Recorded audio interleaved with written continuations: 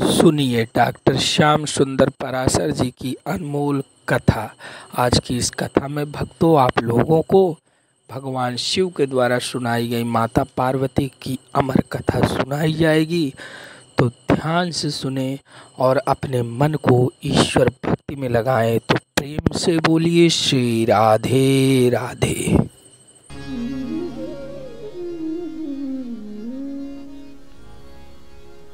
परम मंगलमय भगवत स्वरूप श्रीमद्भागवत महापुराण सप्ताह ज्ञान यज्ञ परम दिव्य पितरपक्ष की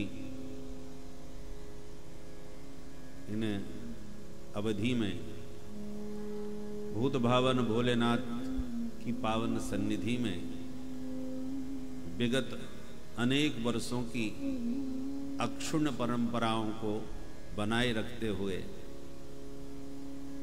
हमारे मनु भैया ने अपने पूज्य पिताश्री जी की चलाई हुई इस धारा में भगीरथ प्रयास करते हुए इसको आप सबके सहयोग से आप सबको समन्वित करके अद्भुत इस परंपरा का निर्वाह किया है और अभी भी यह चल रही है।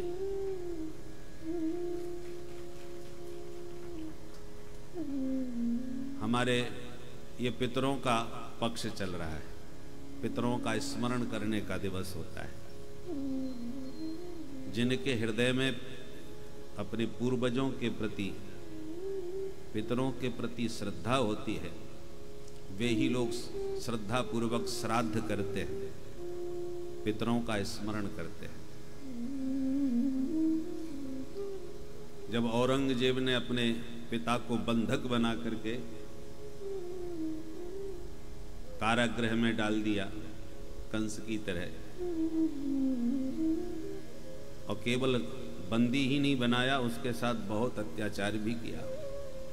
पानी भी पीने को नहीं देता था, बूंद बूंद पानी से केवल इतना देता था कि वो जीवित रह सके। ऐसी यातनाएं भी दी। तब उसने कहा कि धन्य है हिंदुओं की परंपरा, जो मरने के बाद भी अपने पूर्वजों को जल देते हैं, उनका स्मरण करते हैं, उनके प्रति श्रद्धा रखते हैं, तभी तो श्राद्ध करते हैं।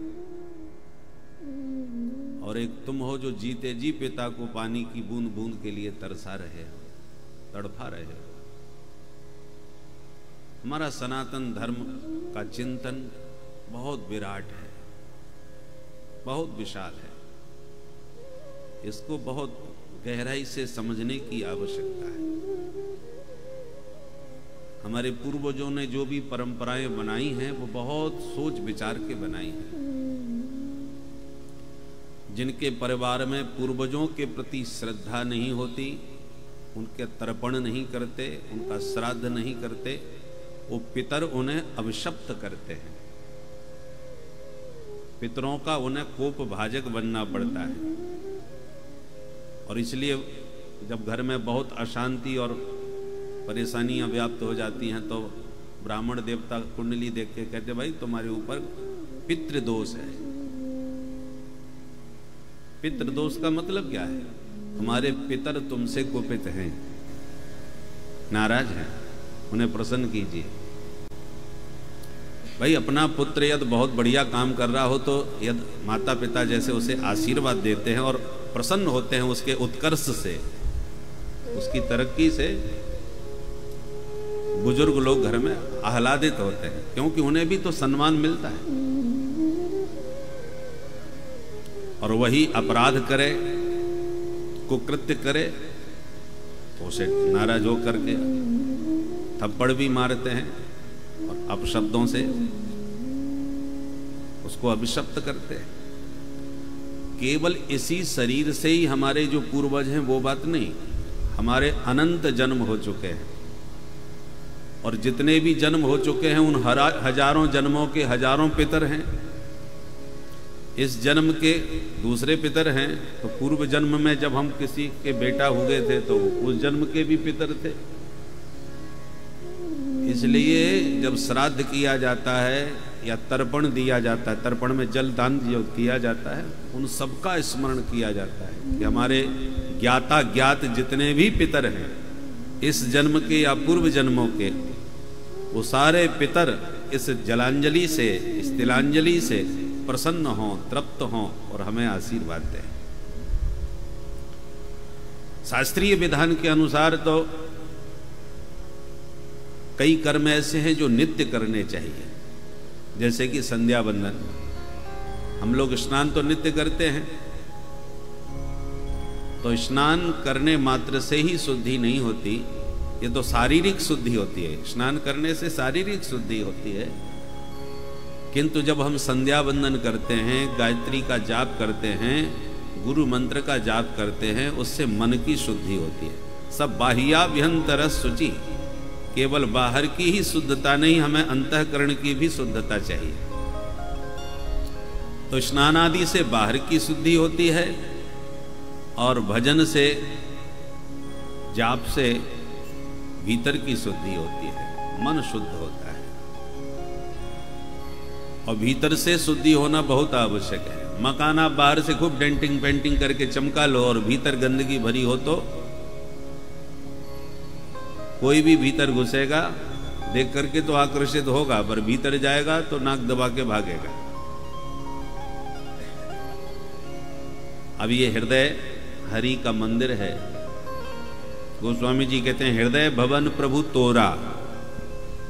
मेरा जो हृदय है वो प्रभु आपका भवन है, निवास स्थान है।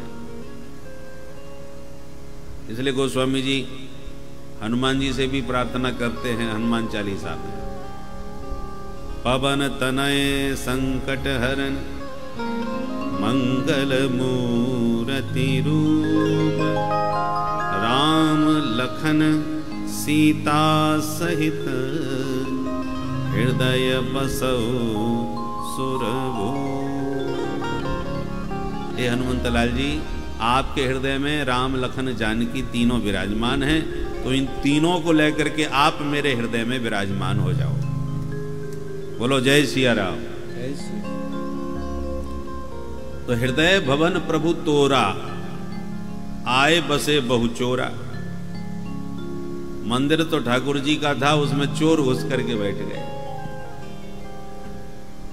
इसलिए किसी भी महापुरुष को जब हम बुलाते हैं तो उनके अनुरूप उनके बैठने की व्यवस्था बनाते हैं। तो जब सामान्य किसी बड़े अधिकारी को बुलाने के लिए हम इतना विचार करते हैं, उनको कहाँ बैठाएंगे, किस पर बैठाएंगे, जैसी महिमा हो महापुरुष की तदनुसार उसका स्वागत सत्कार भी होना चाहिए। तो अनंत कोट ब्रह्मांड नायक परात्पर परब्रह्म परमात्मा को जब आप अपने हृदय भवन में विराजमान करना चाह रहे हो तो उनके अनुरूप आसन भी तो बनाओ, व्यवस्था भी तो बनाओ, घर को भी तो सजाओ। वाणी में सरस्वती को बैठाना चाहते हो तो वाणी को भी तो पवित्र करो। अब पान गुटखा बीड़ी सुपारी ये सब मुंह में भरा हुआ हो और कहो अगर सरस्वती जी हमारे कंठ में आके विराजमान हो, तो भैया एक कुत्ता भी जब बैठता है तो पैरों से पहले उस जगह को साफ करता है और ठीक ठाक करके तब बैठेगा, अपने अनुरूप भूमि बना के बैठेगा। एक गया से गया गुजरा जीव जंतु भी जब अपने अनुकूल भूमि पर विराजमान होता है तो इन देवी देवताओं को विराजमान करने के लिए भी तो स्थान पवित्र होना चाहिए कि नहीं। अब अनर्गल वस्तुओं का सेवन करने वाले के कंठ में सरस्वती कैसे विराजमान हो। तो मन में मनमोहन को बैठाना है, चित्त में चित्तचोर को बैठाना है, अपने हृदय में हरि को बुलाना है, तो उसके लिए आपको भीतर से भी शुद्ध होना परमावश्यक है? इसलिए भीतर और बाहर दोनों की शुद्धि के लिए स्नान करने से तन शुद्ध हो गया और ध्यान करने से मन शुद्ध हो गया। तन मन जब हमारा शुद्ध होगा तो फिर देवताओं को बुलाना भी नहीं पड़ेगा, वो बुलाए आ जाते हैं। बढ़िया स्थान होता है ना, उस पर हर व्यक्ति कब्जा करना चाहता है। तो देवी देवता भी देखते हैं कि कौन स्थान ऐसा है जहां पर हम विराजमान हो। इसलिए ये नित्य कर्म है और परमात्मा को, उस ब्रह्म को आराधित करने के लिए ब्रह्म मुहूर्त बनाया गया है। ब्रह्म मुहूर्त माने सूर्योदय से पूर्व, प्रातः काल जब सूर्योदय न हो उससे पहले की जो अवधि है 2-2.5 घड़ी, वो ब्रह्म मुहूर्त कहलाता है। ये ब्रह्म की आराधना का काल होता है। तो ईश्वर की आराधना करना है, ईश्वर को प्रसन्न करना है, अंतःकरण को विशुद्ध बनाना है, तो ये ब्रह्म वेला में जागना चाहिए। ब्राह्मे मुहूर्त उत्थाय, ब्रह्म मुहूर्त में आजकल तो जगना ही बड़ा कठिन हो जाता है। तो जब ब्रह्म मुहूर्त को ही नहीं देख पा रहे तो ब्रह्म साक्षात्कार हम क्या कर पाएंगे। इसलिए जितने भी महापुरुष हैं, संत हैं, प्राय ब्रह्म मुहूर्त में जागते हैं।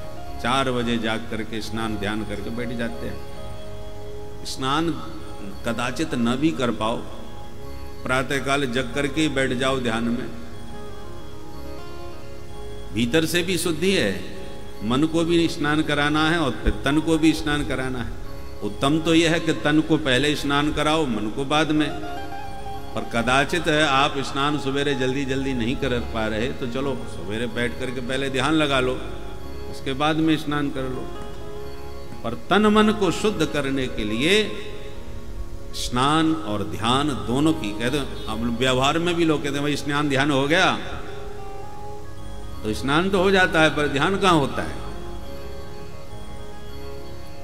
तो स्नान ध्यान जब दोनों होंगे तब बाहर और भीतर से हम शुद्ध होंगे। देवो भूत्वा देवम यजेत, देवता बनके ही देवाराधन करना चाहिए। और इसलिए हमारे पूर्वजों ने बहुत सी ऐसी परंपराएं बना रखी हैं कि हम उनको भूल जाएं तो कम से कम, जैसे दिवस बनाए ना, मातृ दिवस, पितृ दिवस आजकल बन गए हैं, ये हमारी परंपराओं में वैसे नहीं है। क्योंकि हमारे यहाँ तो माता पिता को नित्य प्रणाम करने का विधान है। प्रातः काल उठ के रघुनाथा, मात पिता गुरु नावहि माथा, ये तो नित्य परंपरा गया। परंतु जो लोग नित्य प्रणाम नहीं कर पाते, उनके लिए फिर मातृ दिवस बना दिया, पितृ दिवस बना दिया कि भैया इसी बहाने कम से कम मैया बाप को याद तो कर लो, वर्ष में एक बार तो जाकर के उनको प्रणाम दंडोत करे आओ। सबको स्मरण करने का दिवस बनाया। व्यास पूजन गुरु पूर्णिमा के माध्यम से गुरु जी को याद कर लो भाई, जबकि ये नित्य वंदनीय है, नित्य प्रातः स्मरणीय है।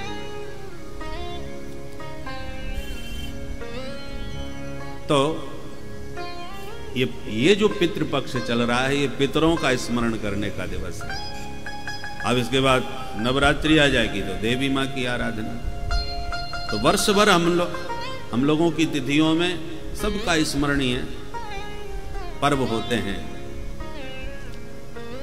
तो हमारे पूर्वजों ने जो परंपराएं बनाई हैं बड़े ही हमारे हितकारिणी हैं, और उन परंपराओं का हमें सामर्थ्यानुसार निर्वहन करना चाहिए, उसका आदर करना चाहिए। तो अपने पिताश्री की इस परंपरा को हमारे मनु भैया पूरी तरह से निर्वहन कर रहे हैं। कितने वर्ष हो गए मुझे तो स्मरण भी नहीं है, आप सब उसके साक्षी हैं।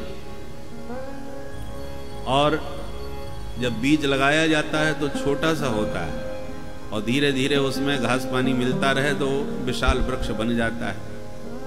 तो जब हम पहली बार कथा कहने आए तो इस हॉल में, छोटे से हॉल में कथा हुई, फिर धर्मशाला के उस भीतर के प्रांगण में हुई, फिर बाहर भी होना चालू हो गई।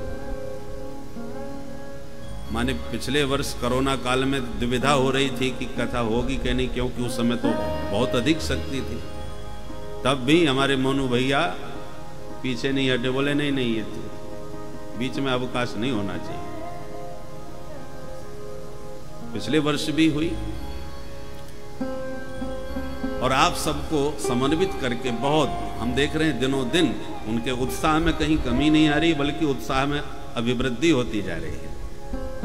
तो ऐसे उनके उत्साह को हम बार बार धन्यवाद देते हैं और प्रभु से प्रार्थना करते हैं कि यह उत्साह उनमें बना रहे, और केवल उन्हीं में न बना रहे, उनकी परंपरा में, उनकी पीढ़ियों में भी यह उत्साह उत्तरोत्तर अभिवर्धित रहे।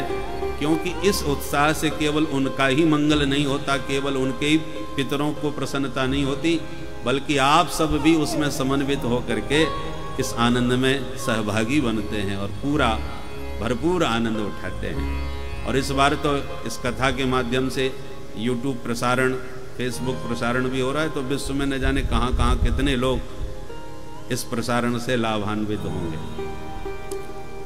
तो आइए हम इस ज्ञान गंगा की दिव्य धारा में अपने मन को अवगाहित करें, सराबोर करें। श्री कृष्णाय वयं नमः। हम सब मिलकर के श्री राधा कृष्ण के युगल चरणारविंद में बारंबार प्रणाम करते हैं। हमारे गोविंद कैसे हैं?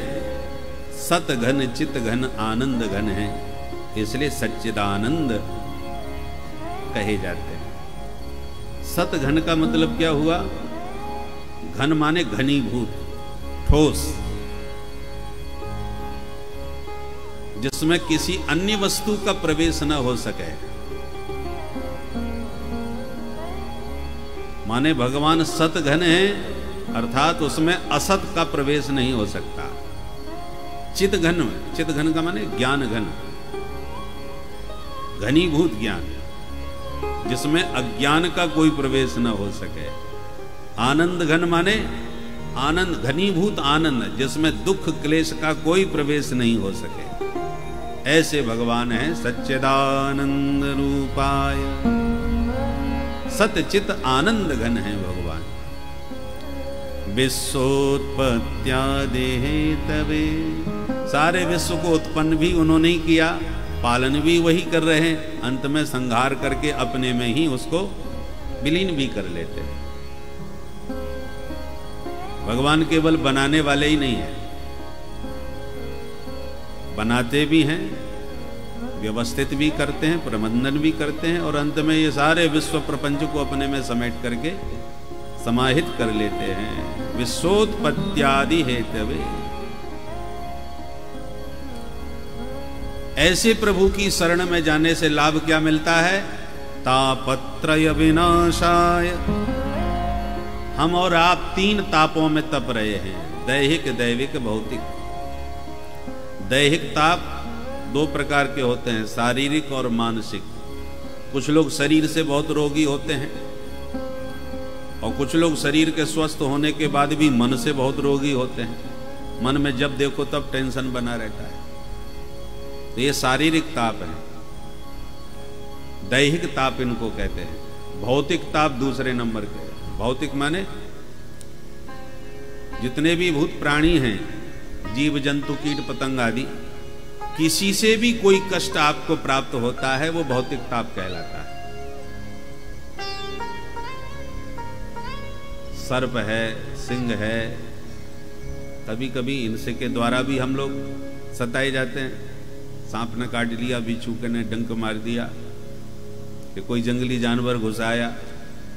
तो इन जीव जंतुओं से जो हमको क्लेश प्राप्त होता है उसको भौतिक ताप कहते हैं।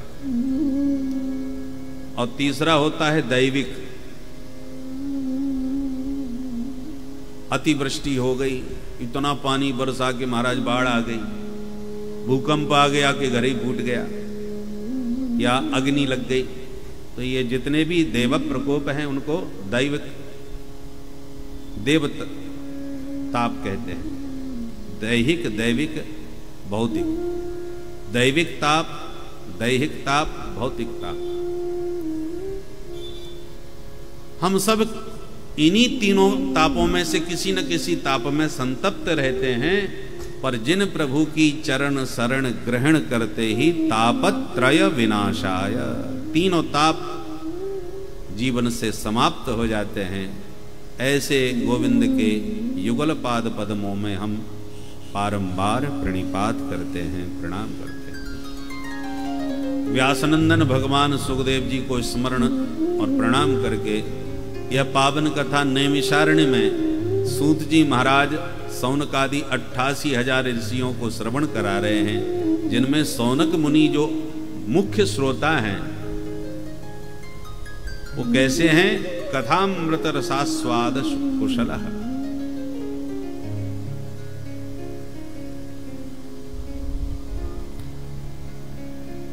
भगवान का कथामृत पान करने में परम पटु, बड़े ही चतुर, बड़े ही कुशल हैं।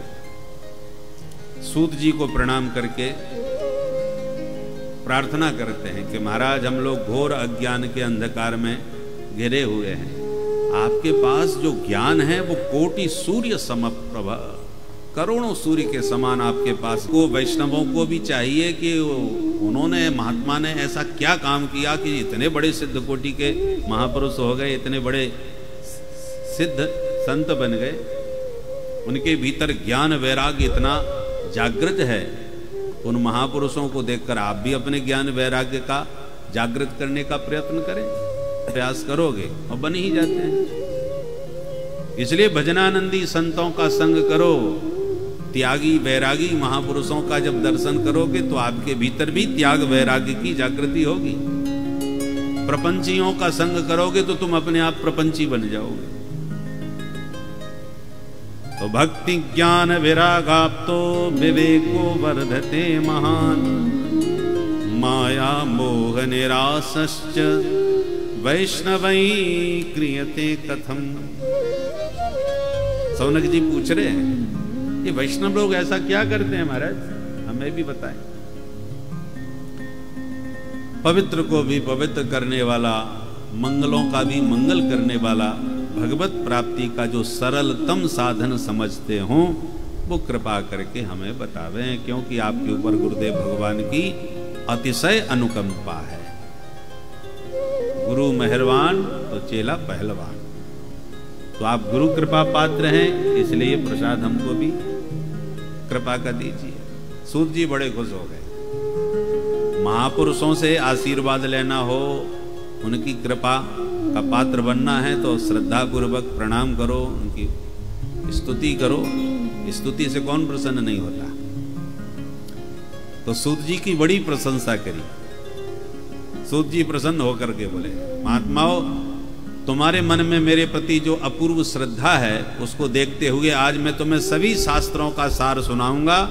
सावधानतया शृणु, सावधान होकर के सुनिएगा। ये संसार जो है अनित्य है, नाशवान है, एक न एक दिन काल के गाल में जाने वाला है।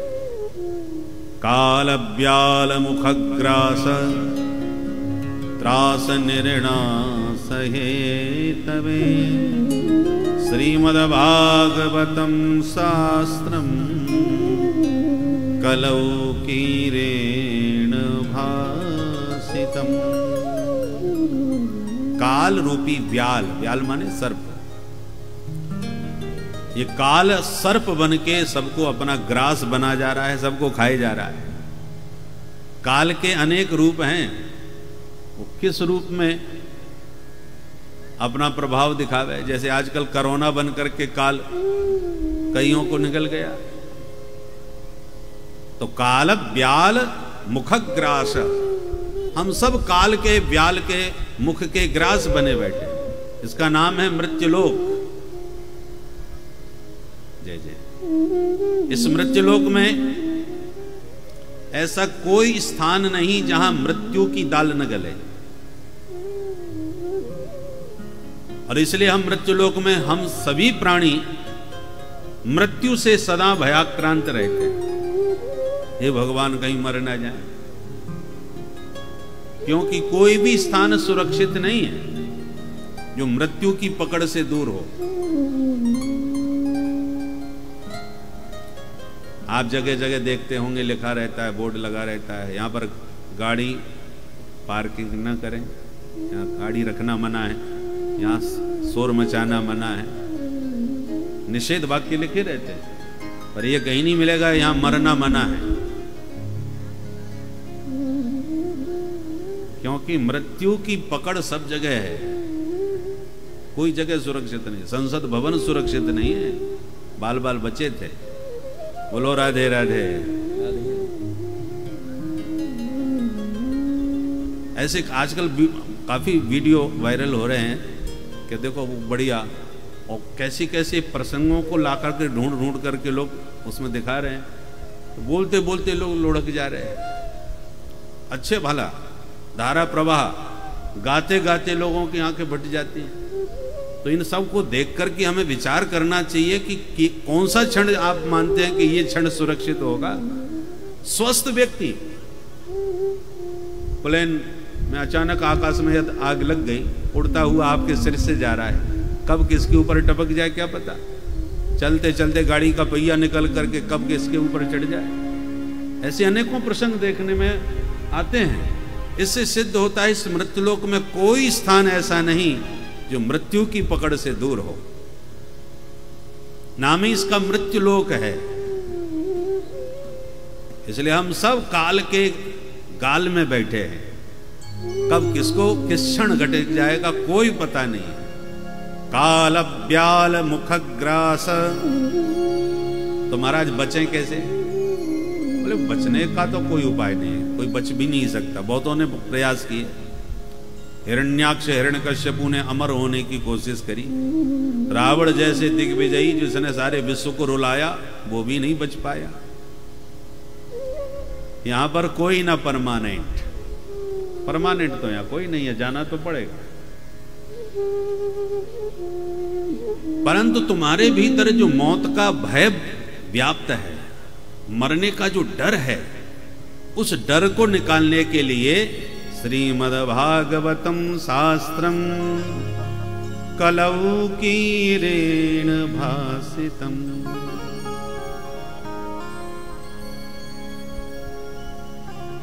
काल के भय को मिटाने के लिए भगवान व्यासनंदन श्री सुखदेव जी महाराज ने श्रीमद् भागवत शास्त्र को प्रकट किया है।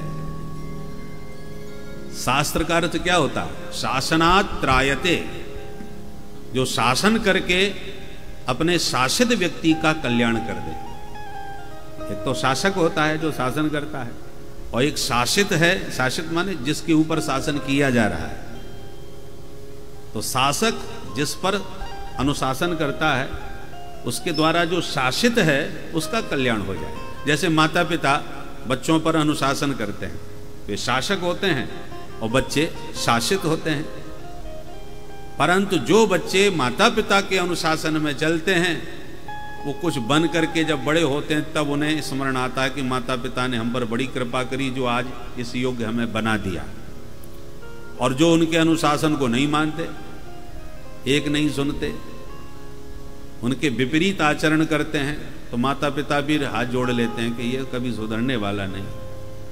वे बच्चे फिर बड़े होकर पश्चाताप करते हैं कि हमारे पिताजी ने तो बहुत समझाया था, मारा भी डांटा भी, परंतु हमारी समझ में नहीं आया। पर अब समझ में आ रहा है कि हमने कितनी बड़ी चूक कर दी, इसके कारण आज पछता रहे हैं।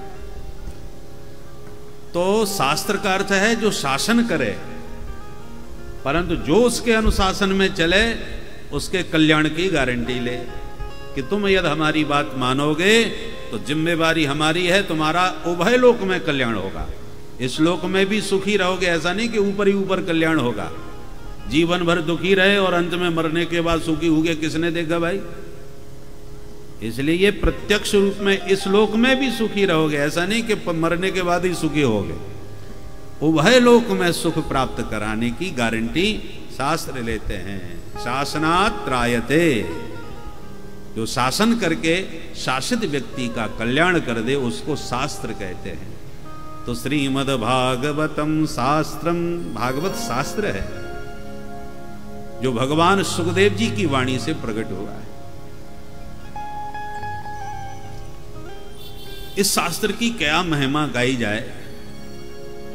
जब सुखदेव जी कथा सुनाने के लिए गंगा तट पर उपस्थित हो गए परीक्षित के सामने, अभी हम भी वहीं से कथा कह के आ रहे हैं। सुखतीर्थ में गंगा के किनारे ही कथा थी। तो उस स्थान पर बरगद के नीचे सुखदेव जी ने कथा कही थी। देवताओं को पता चला स्वर्ग में कि भागवत की कथा सुखदेव जी कह रहे हैं गंगा किनारे, तो सुधा कुंभम गृहीत्वैव देवा सत्र समागमन, स्वर्ग के देवता अमृत का कलश लेकर के भागे भागे आ गए और सुखदेव जी को प्रणाम करके अमृत कलश रख दिया। अब आप कथा सुनने आए हो तो प्रणाम करो और बैठ जाओ, पर प्रणाम करके यदि खड़े ही रहोगे तो व्यास जी को लगेगा कि हमसे कुछ कहना चाह रहे हैं। भाई पूछा क्या बात है भाई, कैसे आना हुआ? बोले महाराज आपके लिए ये अमृत लाए हैं, क्योंकि हमें अभी अभी पता चला कि परीक्षित 7वें दिन मरने वाले हैं और इसी मौत के भय को मिटाने के लिए आप उन्हें भागवत सुनाने वाले हैं। हमको पता लगा, हम सीधे अमृत लेके भागे भागे चले आए कि परीक्षित को अमृत पिला देंगे ताकि वो मरने के भय से मुक्ति पा जाएं। सुनकर के सुखदेव जी को महद आश्चर्य हुआ कि देवता लोग इतने परमार्थी कब से बन गए। आए देव सदा स्वार्थी और बात करें जनु परमार्थी। ये देवता हैं बड़े स्वार्थी, पर बातें परमार्थ की बहुत करते हैं। स्वार्थी व्यक्ति बहुत परमार्थ की बात करें तो सावधान हो जाना चाहिए कि कुछ चक्कर है। सुखदेव जी सावधान हो गए और बोले ठीक है भाई, परीक्षित बैठे हैं, पिला दो इनको अमृत। तब देवता बोले महाराज हम प्रार्थना ये करना चाहते हैं कि अमृत तो हम इनको पिला देंगे, इनकी समस्या खत्म, पर आप इन्हें जो भागवत रूपी अमृत पिलाने वाले थे वो आप हमको पिला दीजिए, विनिमय हो जाए, हमारा अमृत ये पी लें और इनको पिलाने वाला जो अमृत है वो हम पी लें। प्रपास्यामो वयम सर्वे श्रीमद् भागवतामृतम। सुखदेव जी बड़ी जोर से हंसने लगे और बोले अरे ठगी आओ, देवताओ तुम बड़े छली हो, कांच का टुकड़ा हमको दे रहे हो और बदले में कह रहे हो ये मणि हमको दे दो। कांच और मणि की कोई बराबरी हो सकती है भला? कांच की कौड़ियों में कीमत और मणि की करोड़ों में कीमत होती है। क्व सुधा क्व कथा लोके क्व कांचः क्व मणिर्महा ब्रह्मरातो विचार्यैवं तदा देवान् जहासः। एवं विचार्य, ब्रह्मरात नाम सुखदेव जी का और विष्णुरात नाम है परीक्षित का। वक्ता ब्रह्मरात, श्रोता विष्णुरात, और दोनों को मां के पेट में ही भगवान ने दर्शन दे करके आशीर्वाद दिया है। सुखदेव जी मां के पेट में 12 वर्ष रहे। सुखदेव जी की कथा कौशिकी संहिता में बहुत विस्तार से आती है। भागवत में तो सुखदेव जी का ध्यान करते समय एक श्लोक में ही उसका स्मरण कर लिया, पर कौशिकी संहिता में बहुत विस्तार से 2 मिनट में सुनाई देते हैं। एक बार नारद जी घूमते हुए कैलाश पर्वत पहुंचे। माता भवानी भोलेनाथ के साथ विराजमान, महादेव ध्यान मग्न, भवानी सेवा में संलग्न। जैसी नारद जी को देखा तो पार्वती जी ने स्वागत किया, क्योंकि पार्वती जी के गुरु जी हैं नारद जी। तो जैसे ही गुरु जी का स्वागत सत्कार किया, आओ आओ गुरुदेव, बहुत दिनों के बाद दर्शन दिए, बहुत ही दिनन कुंजीन मुनि दाया। नारद जी बोले देवी जी हम गृहस्थों के यहां थोड़ा कम जाने लगे हैं।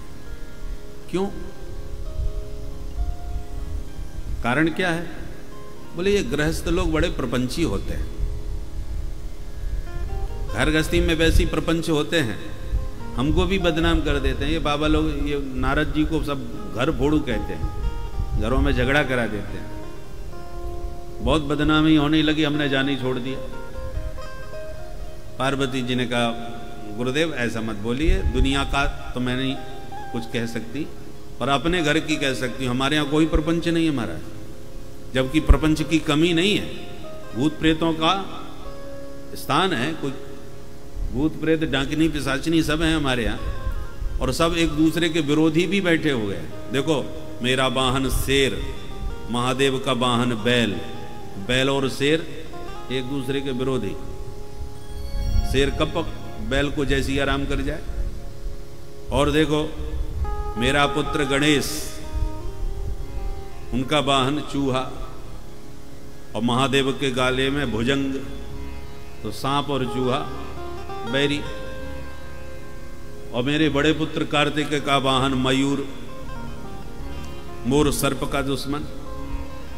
तो सब एक दूसरे के दुश्मन हैं। पर मेरे घर का वातावरण देखिए, सब बैर भाव त्याग करके कितने प्रेम स्नेह से रह रहे हैं, कोई प्रपंच नहीं है। और आप मेरे घर में आके ऐसी बात कर रहे हो, कहीं प्रेम है ही नहीं। आपको प्रपंच ही दिखाई पड़ता है संसार में, सब प्रपंची नहीं होते। मेरा घर देखो, महादेव मेरे से कितना प्रेम करते हैं। हम लोग देखने में दो हैं पर एक ही समझिए। मैं भी अपने महादेव से अनन्य भाव से प्रीति करती हूं। नारद जी ने मन में सोचा, आज देवी जी अपने घर की ज्यादा ही प्रशंसा कर रही हैं, तो मेरा ही नाम नारद नहीं, जो आज ही कुछ खटपट नहीं कराई। तो विचार करके नारद जी बोले, वाह वाह, ऐसा गृहस्थ जीवन वास्तव में ही बड़ा अद्भुत है कि बैरी भी बैर भुला करके स्नेह पूर्वक रहें।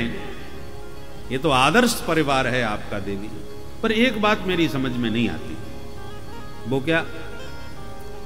बोले, आपके महादेव जो गले में नरमुन्नों की माला लटकाए रहते हैं, मेरी समझ में अब तक ये बात नहीं आई कि किसके सिर लगाए घूमते हैं, वो किसके सिर हैं सब। आप तो उनकी अर्धांगिनी हो, आपसे उनका कोई रहस्य छुपा हुआ नहीं है, तो आपको तो जरूर पता होगा। कृपा करके बताओ कि क्या रहस्य है, किसके सिर है। अब पार्वती जी हाथ जोड़ के बोली, गुरुदेव, न तो मैंने आज तक ये कभी पूछा, न उन्होंने कभी हमें बताया, इसलिए इस विषय में मैं कुछ नहीं जानती। अब नारद जी ताली बजा के हंसने लगे। पार्वती जी ने कहा, इसमें हंसने की क्या बात है, मैंने पूछा ही नहीं कभी। नारद जी बोले, इसी में तो रहस्य है देवी। ठीक है, आपने नहीं पूछा, पर आप उनकी अर्धांगिनी हैं, और किसी को भले ही ना बताते, पर आपको तो बताना चाहिए। आवश्यक है कि आपके पूछने पर ही बताया जाए। अपने मन से भी तो महादेव बता सकते थे। मुझे तो ये लगता है कि आपसे भी कुछ न कुछ छुपाव रखते तो हैं महादेव। नहीं, ये रहस्य आपको तो बताना चाहिए।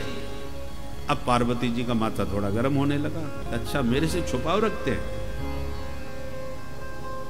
अब पार्वती जी ऊपर से तो खूब कहने, नहीं ऐसा नहीं है, महादेव मेरे से कुछ नहीं छुपाते, वो तो मैंने ही कभी जिज्ञासा नहीं रखी। बोले, हाँ ठीक है, आप अपने मन को कितना भी समझा लो, पर मुझे तो ऐसा लगा। बस इतने में महादेव की समाधि खुल गई। जो नारद जी ने देखा, महादेव देखते ही मुस्कुरा रहे, आओ आओ नारद जी महाराज, कब पधारे। नारद जी बोले, बस अभी अभी आया हूं महाराज।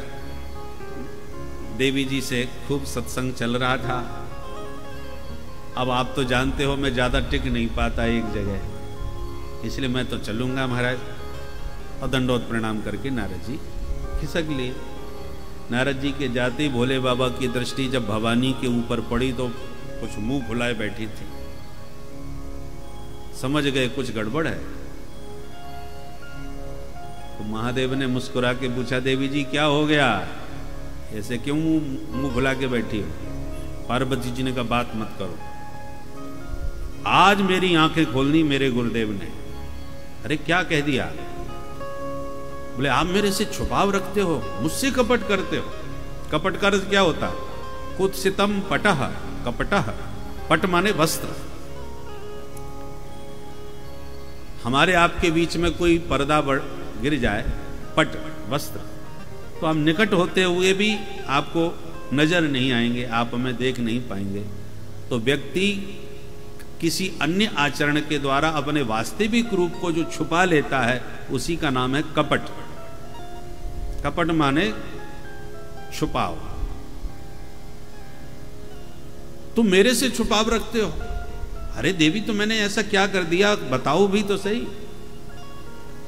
पार्वती माँ ने कहा, ये बताइए, आपके गले में ये नरमुन्नों की माला लटकी रहती है, आज तक आपने कभी बताया किसके सिर लटका के घूमते हो?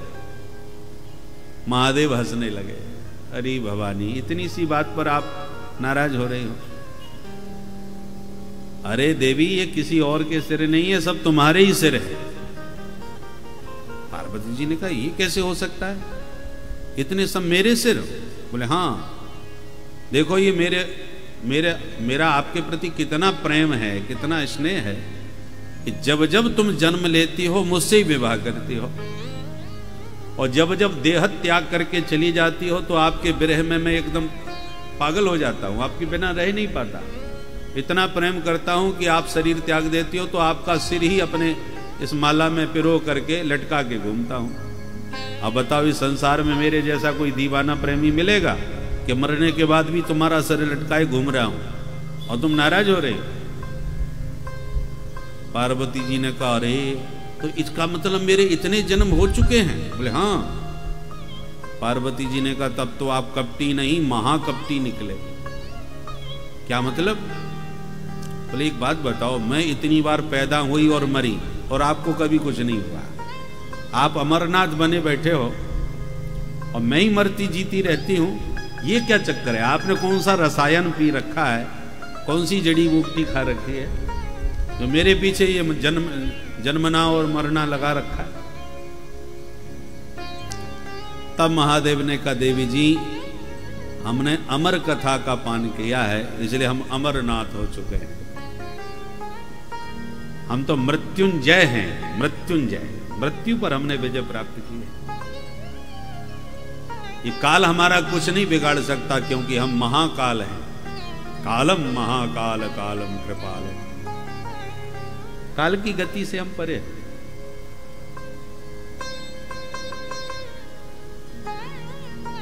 भवानी माँ ने हाथ जोड़ के कहा, भगवान, तो वो अमर कथा कौन सी है, क्या है, कृपा करके आज मुझे सुनाइए। महादेव समझ गए, अब तो सुनानी पड़ेगी भाई। अच्छा ठीक है, सुना देंगे, पर हमारी दो शर्तें। क्या? पहली शर्त यह है कि हम कथा कहेंगे एकदम आंख बंद करके, डूब के, और उस स्थिति में आप बहुत एकाग्र होकर कथा सुनिएगा और कथा में हुंका भरते रहिएगा। पुराने जमाने में जब कहानी दादा दादी सुनाते थे ना, क्योंकि अब तो कहानी किस्सों के समय लगभग लुप्त हो गए, बच्चों को कार्टून देखने से फुर्सत नहीं। पहले तो टीवी पे कार्टून ही देखते थे, अब तो बच्चों के हाथ में भी मोबाइल आ गए हैं, तो इतने उनके सामने विकल्प होते हैं कि दादा दादी नाना नानी के पास बैठने का वक्त कहाँ बचा कि कहानी किससे कि परियों की कथाएं सुनने को मिले। पहले बच्चे बुजुर्गों के पास बैठते थे क्योंकि विकल्प नहीं था, और बच्चों को फिर सुंदर सुंदर कथाओं के माध्यम से दादा दादी बुजुर्ग लोग संस्कार भी देते थे। उससे बच्चों के सानिध्य को पाकर के माता माने बुजुर्ग लोग थे वो भी प्रफुल्लित रहते बच्चों के साथ में, और बच्चों को भी दादा दादी का संरक्षण प्राप्त होता था और संस्कार प्राप्त होते थे। अब बच्चे अपने में मस्त हो गए आधुनिक यंत्रों को पाकर, दादा दादी बेचारे अब अपने को परित्यक्त अनुभव करते हैं कि न बच्चे पास में आते हैं, न हमारा बेटा का भी हमारा ध्यान दे पाता। बेटा तो अब व्यापार में व्यस्त हो जाता है, बच्चों के साथ दादा दादी का मन लगता था। अब सब अपने में मस्त हो गए, तो बुढ़ापा काटना मुश्किल हो जाता है फिर बुजुर्गों का। अस्तु, तो महादेव समझा रहे हैं, भवानी ये सब तुम्हारे सिर हैं और तुम्हारा इतना जन्म हो चुका है, और उसके बाद जब अमर कथा की बात आई कि तुम भी अमर हो जाओगी, परंतु कथा सुनाएंगे दो शर्त पर कि हम कथा कहेंगे तुम हुंका भरोगी। और यदि आपने हुंका देना बंद कर दिया तो मेरी कथा बंद हो जाएगी, और एक बार बंद हो गई तो फिर दोबारा नहीं प्रारंभ करूंगा। ठीक है महाराज, मैं बहुत ध्यान से सुनूंगी। और दूसरी शर्त यह है कि हमारे तुम्हारे अलावा और कोई नहीं होना चाहिए, क्योंकि जो सुनेगा वही अमर हो जाएगा। तो कोई अपात्र कहीं अमर हो करके संसार के लिए समस्या न बन जाए, इसलिए हमारे तुम्हारे अतिरिक्त कोई न सुने, कोई न रहे। बोले महाराज मुझे आपके दोनों शर्तें स्वीकार हैं। बोले ठीक है, तो सबको यहां से विदा करो। बाबा ने डमरू बजाया, जीव जंतु सब पलायन कर गए। भवानी से कहा देवी जरा और निरीक्षण कर लो चारों तरफ, कहीं कोई छुपा हुआ इधर उधर तो नहीं बैठा। पार्वती जी ने चारों ओर दृष्टि घुमाई, कहीं कोई नजर नहीं आया। दूर दूर तक एक तोते का अंडा दिखाई पड़ा। तो भवानी ने ध्यान नहीं दिया, ये तो अभी पैदा ही नहीं हुआ, ये कथा क्या सुनेगा। तो आकर के कहा भोलेनाथ मैंने सब कुछ देख लिया, दूर दूर तक कहीं कोई नहीं है, अब आप प्रेम से कथा प्रारंभ करें। भोलेनाथ ने प्रेम समाधि लगाई आनंद में और भगवान का स्मरण करते हुए कथा प्रारंभ। भवानी बड़े ध्यान से हुंका भरती हुई कथा सुनती रही। प्रथम स्कंद से 10वें स्कंद तक बड़े प्रेम से कथा भवानी ने सुनी। अब जब 11 स्कंद आया, हम लोग भी प्राय 10वें स्कंद तक ही कथा विस्तार से सुन पाते हैं। 11 स्कंद इतना गंभीर है कि सब लोगों के पल्ले नहीं पड़ता, और सुनाने का बहुत प्रयास किया जाए तो या तो खर्राटे बजेंगे या आप खिसकना चालू करेंगे। बहुत गंभीर है। मुक्ति स्कंद कहते हैं 11वें स्कंद को, मुक्ति स्कंद है। तो उस जब गंभीर विषय का प्रतिपादन हुआ तो पार्वती जी को भी थोड़ा थोड़ा झोंका आने लगा नींद का। विषय जब सहजता से नहीं उतरता और सिर के ऊपर से उड़ने लगता है तो फिर निद्रा देवी आसन जमाने लगते हैं। अब अमरनाथ अमर कथा के प्रभाव से ये जो तोते का अंडा पड़ा था उसमें शक्ति का संचार हुआ। शब्द ब्रह्म की अपार शक्ति होती है।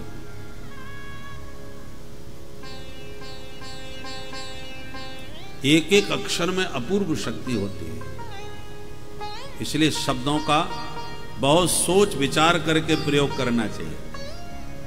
इसलिए हमारे ऋषियों ने कहा कि मितभाषी बनो, माने कम बोलो। जो बहुत बोलते हैं वो या तो झूठ बोलेंगे या अनर्गल बोलेंगे, तो शब्द का दुरुपयोग होता है। ऐसे प्राणियों का जो शब्दों का बहुत दुरुपयोग करते हैं उनको फिर गूंगा बन के पैदा होना पड़ता है। इसलिए शब्दों को बहुत नाप तौल करके प्रयोग कीजिए। ऐसी वाणी बोलिए मन का आपा खोए, औरन को शीतल करे आपहु शीतल होए। आपकी वाणी को सुन करके सुनने वाले का भी मन शीतल हो जाए, प्रसन्न हो जाए, और आपका भी मन प्रमुदित हो। कुछ लोग इतनी कर्कश वाणी बोलते हैं कि शब्द के पत्थर से भी ज्यादा प्रहार, खतरनाक प्रहार होता है। कोयल बोलती है तो लोग कान खड़े कर लेते हैं, कहां बोल रही है। कौआ बोलता है तो लोग पत्थर मारने लगते हैं, सवेरे सवेरे कांव कांव करने आ गया है? वाणी का ही तो अंतर है, नहीं तो देखने में दोनों एक से होते हैं। काकः कृष्ण, कौआ भी कृष्ण माने काला है। काकः कृष्ण पिकः कृष्ण, कोयल पिक माने कोयल, कोयल भी काली है। को भेद पिक काकयो, तो काक में पिक में भेद क्या है? सकल सूरत तो दोनों में एक सी है।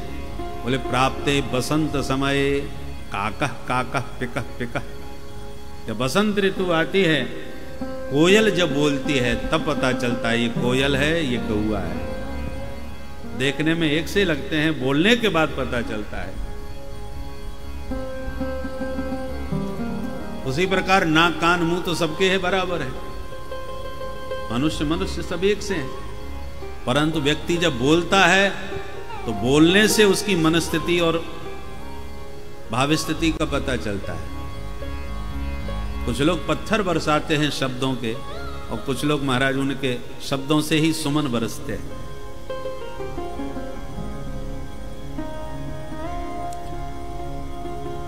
तो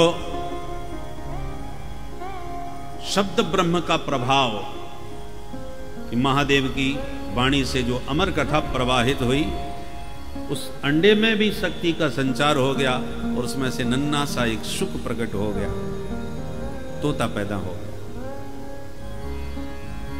वो भी फुदकता हुआ माता भवानी के पास बैठ गया और प्रेम से कथा सुन रहा था। कथा सुनते सुनते उसमें और भी शक्ति का संवर्धन होता गया, बिल्कुल स्वस्थ। जैसे ही एकादश स्कंध में प्रवेश किया और महादेव ने गंभीर विषय का जब प्रतिपादन करना प्रारंभ किया, तो पार्वती जी को तो निद्रा के झोंके आने लगे, और जब नींद आ गई तो जो हुंका भरती जा रही थी समय समय पर, वो बंद हो गया। जब हुंका देना बंद कर दिया तो तोते का तो वैसे ही स्वभाव होता है, जैसा सुनता है वैसे ही बोलने भी लगता है।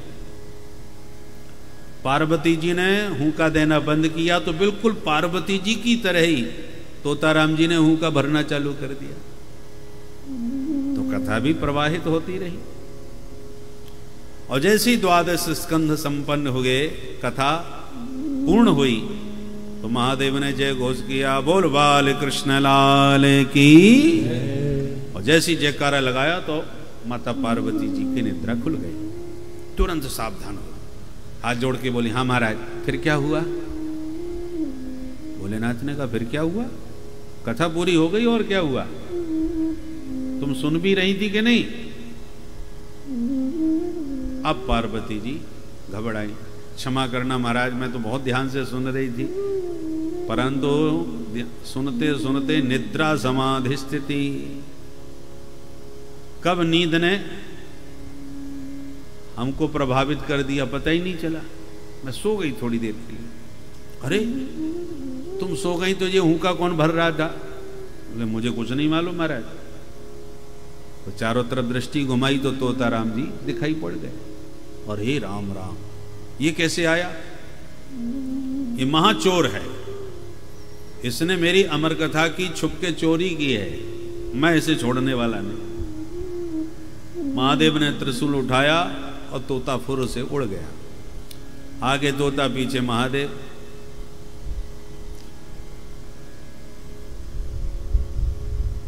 भगवान वेदव्यास जी महाराज की धर्मपत्नी ऋतु धर्म से निवृत्त होने के बाद अपना श्रृंगार कर रही थी, और अचानक उन्हें श्रृंगार करते उवासी आ गई। जब उवासी आती है तो मुंह बहुत फट जाता है, और जब उवासी आवे तो चुटकी बजाना चाहिए। तो जैसे ही उनको उवासी आई तो तोताराम जी मुखद द्वार से उनके उदर में प्रविष्ट हो गए, मुख में घुस गए। महादेव पीछे करते हुए आ ही रहे थे, उन्होंने देख लिया। और वेदव्यास जी महाराज ने देखा महादेव पधारे हैं, तो दौड़ के दंडौत किया, आइए आइए भोलेनाथ, आओ भाग्य हमारे, आपके चरण पधारे। अरे अचानक कैसे?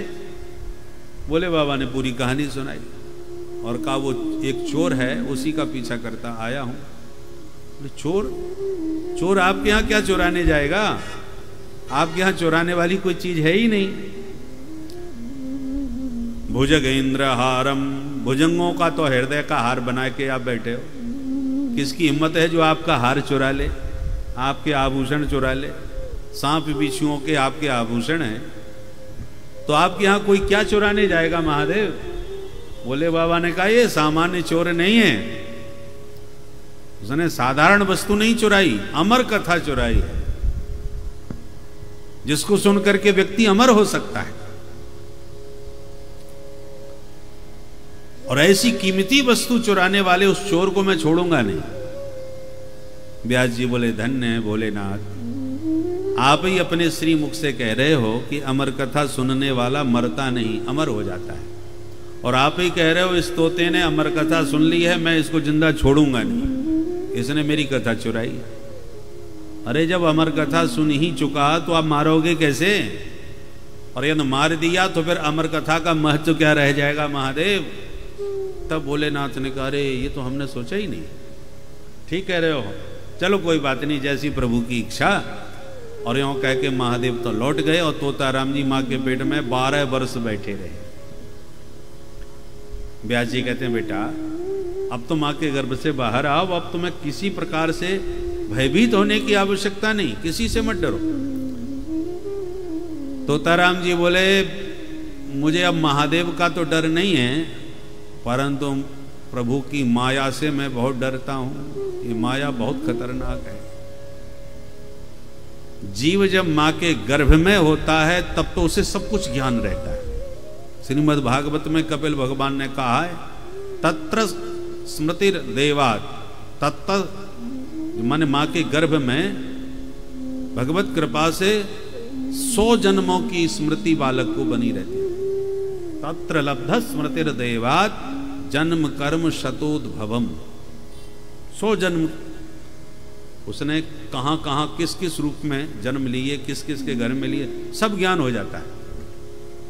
परंतु जब गर्भ से बाहर निकलता है तो भगवान उसकी सारी स्मृति समाप्त कर देते हैं।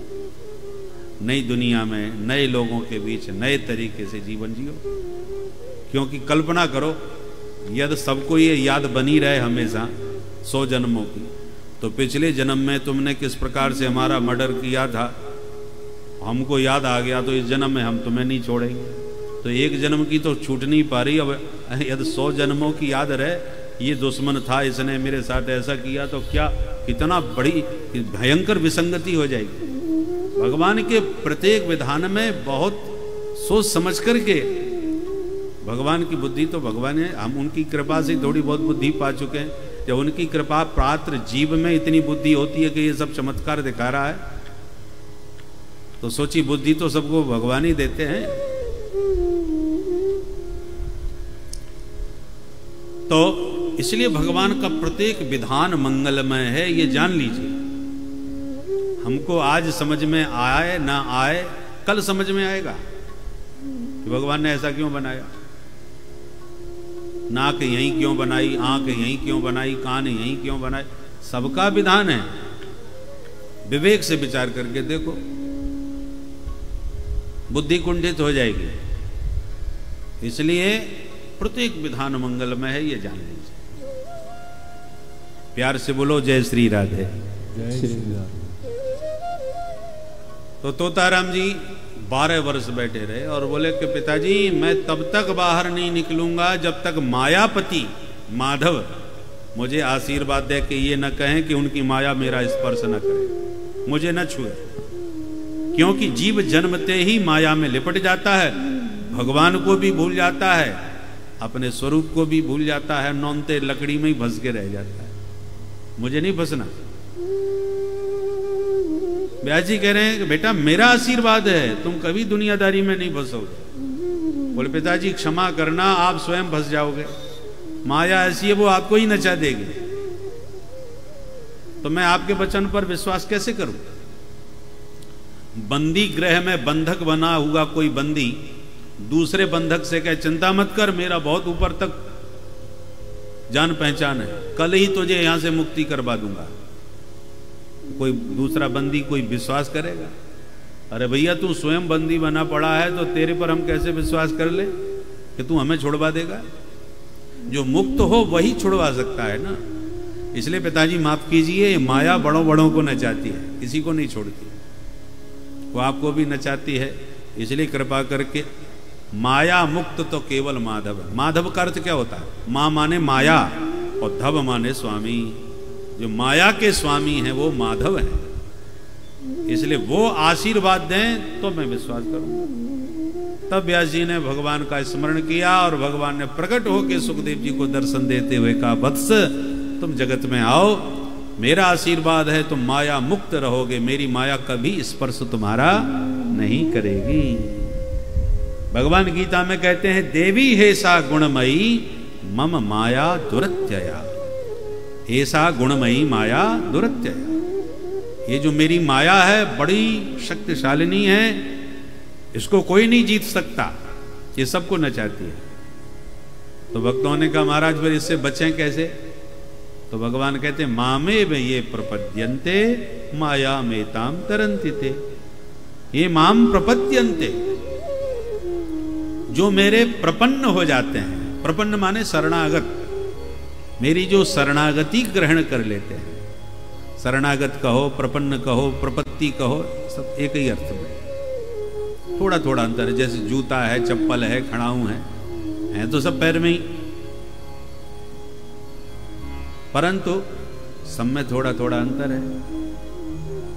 खड़ाऊं अलग प्रकार की है, चप्पल अलग प्रकार की है, जूते अलग प्रकार के हैं। जूता जब हम पहनते हैं तो जूता हमेशा पांव को सुरक्षित रखते हैं, बांध के रखते हैं, और जितना मूल्यवान बढ़िया जूता हो अपने आप ही आपकी चाल बदल जाएगी। परंतु जब खड़ाऊं पहनेंगे आप, वो भी खूंटीदार खड़ाऊं, तो आपको खड़ाऊं पकड़ के चलना पड़ेगा। अभ्यास नहीं है तो खड़ाऊं पहन करके चलोगे तो जैसी आराम हो जाओगे, गिर भी सकते हो, या खड़ाऊं से ही चोट लग सकती है। ऋषि महर्षि तो खड़ाऊं पहनते थे, खड़ाऊं को अंगूठे और उंगली से पकड़ के चलना पड़ता है, और जूता आपका पैर ही पूरा पकड़ के चलता है। बस इतना ही अंतर होता है, हैं तो दोनों चरणों में। तो शरणागति कहो, प्रपत्ति कहो, भगवान के पैर को पकड़ के चलो। और एक यह है कि भगवान ही खड़ाऊं की तरह आपको पकड़ के चले। ज्ञानी भी अंत में शरणापन्न तो होते ही हैं। जो सच्चा ज्ञानी होगा परिणाम में भक्त बन जाएगा, भगवान का शरणापन्न हो जाएगा, और जो सच्चा भक्त है वो परिणाम में ज्ञानी बन जाएगा। भक्ति की चरमोत्कर्ष स्थिति में ज्ञान स्वतः प्रकट हो जाता है। भक्ति का परिणाम ज्ञान, ज्ञान का परिणाम भक्ति, इसलिए अलग अलग नहीं है, एक ही। तो भगवान कहते हैं मामेव ये प्रपद्यन्ते, माम एव माने मैं ही आपको इस माया से बचा सकता हूं, दूसरा नहीं। माया मेताम तरंते, भगवान की शरणागति ग्रहण करते ही भगवान माया को इशारा कर देते हैं, मेरा हो गया, अब इसे हाथ मत लगाना। बोलो राधे राधे। जैसे गुंडे बदमाश किसी को बहुत परेशान करते ही रहते हैं, उनका काम ही है परेशान करना, चंदा वसूली करना, उल्टा सीधा लोगों को सताना। परंतु बहुत बड़े नेता ने आकर के या पीठ थपथपा दी आपके, ये हमारे आदमी है, इनका ध्यान रखना भाई। तो जितने भी बदमाश होते हैं और भी जो उपद्रवी तत्व होते हैं वो अपने आप दूर हो जाते हैं। भैया वो उनका आदमी बन गया है, अब ये स्वतंत्र नहीं रहा, इसके ऊपर किसी का हाथ है, इसलिए अब इससे बच के रहना। उसी प्रकार माया उन्हीं को सताती है जो भगवान से विमुख हैं, जो भगवान को भुला के अपनी मस्ती में स्वतंत्र, परम स्वतंत्र न सिर पर कोई। तो जिनके सिर पर किसी का हाथ नहीं, स्वच्छंद विचरण कर रहे हैं, माया उन्हें भगवत विमुख प्राणियों को खूब नचाती है। परंतु जैसे ही भगवान के सन्मुख जीव आया और भगवान ने उसके सिर पर यद कृपा का हाथ रख दिया और माया ने देख लिया कि माधव का सिर के ऊपर हाथ है इसके, तो माया तुरंत प्रणाम करके खिसक जाती है, फिर उस जीव को नहीं सताती। इसलिए माया मेताम तरंतिते, बड़ी सरलता से वो माया को पार कर जाते हैं। बोल भक्तवत्सल भगवान की। इसलिए भृत्यार्थ हम प्रणत पाल भवाब्धि पोतम, भगवान को इसलिए भृत्यार्थ हम का, भृत्य की माने सेवक की, आरती माने समस्त पीड़ाओं का हरण करने वाले हरि हैं। भृत्यार्थ हम, और क्या करते हैं बोले प्रणत पाल, जो भी प्रणत हो जाते हैं, शरणापन्न हो जाते हैं, उनका सब प्रकार से पालन करते हैं। उसे फिर किसी के से डरने की आवश्यकता नहीं। सकर्देव प्रपन्नाय तबास्मीति च याचते अभयम सर्वभूतेभ्यो, केवल एक से अभय नहीं करते, सर्वभूतेभ्यो अभयम, अभयम सर्वभूतेभ्यो ददामि तद व्रतम मम एतद मम व्रतम। भगवान कहते हैं ये मेरा व्रत माने संकल्प है, प्रतिज्ञा है। मैं अपने शरणापन्न भक्त को सब प्रकार से अभय करता हूं, निर्भीक कर देता हूं। इसलिए सुखदेव जी ने कहा जब तक प्रभु का आशीर्वाद नहीं होगा बाहर आने वाला नहीं। और जैसे ही भगवान ने आशीर्वाद दिया तब सुखदेव जी प्रकट भये। बोल सुखदेव भगवान की जय। यम प्रव्रजन्तमनुपेतमपेत कृत्यम द्वैपायनो विरह कातर आजुहावे। पुत्रेति तन्मयतया तरवोभिनेदो